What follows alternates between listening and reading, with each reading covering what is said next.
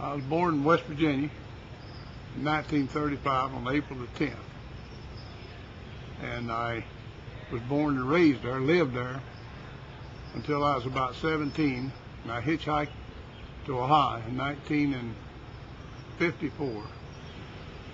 After that, I jumped around for a couple of years, different jobs, and I wound up at Frontier Range through a friend of mine that I knew real well, and I met the gentleman, Mr. Kissmiller, that owned the Frontier Range. And I went to work for him in 76 or 77. We had a lot of good years together, and of course he passed away 14 years after I went to work for him at the age of 90. He was kind of a nice fellow, and he was honest and straight shooting.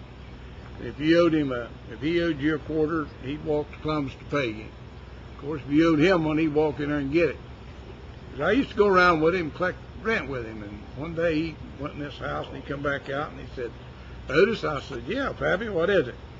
He said, "Well," he said, "I only got a half a loaf of bread, but said I told her I'd be back next week to get the other half." And that's the kind of person he was. He was cantankerous sometimes, but he was just a good old man. He was as honest as the days is long. He just wouldn't. He'd do anything he could to help you. I mean, if you was doing something, he'd drop what he was doing to help you. And he bought this farm in 1943 from the Essex. And one of the Essex works for the fire department over here now. I think he's a fire inspector or something, but he's been there for years. Now, it's either his father or his grandfather owned it, and that's who Kissmiller bought it for. And it's been a working farm, and which part of it still is. And I think the acoustic production will keep it that way. And there's still a few head of cattle on it. There's some goats and chickens and first one thing and another. And there's a lot of history at this place here. I've seen a lot of people come and go. Some of the biggest stars from Nashville. We've had Johnny Cash here. We had Loretta Lynn's been here, and Ernest Tubb, and let's see, and Carl Smith. Of course, there's just, and I don't know if you ever hear of the cute and country Connie Smith, but she left here when she was 15 years old. And Bill Anderson took her to Nashville and made her a star. She made herself a star. She was a star when she left here. But this is where she got her start at. They started the shows here in the late 50s and early 60s, and shortly after they started them here, I started coming here just as a payee to come in and see the shows. He kind of leaned toward country music in a way because he belonged to the Country Music Association and had for years. But then the stars got to wanting so much money that they went straight to bluegrass. They'd have it at least once or twice a year. We always had nice crowds. Lester Flatt and Earl Scruggs played on this stage. The Stanley Brothers were here, I don't know how many times. And of course, Carter, he passed on there in the 60s.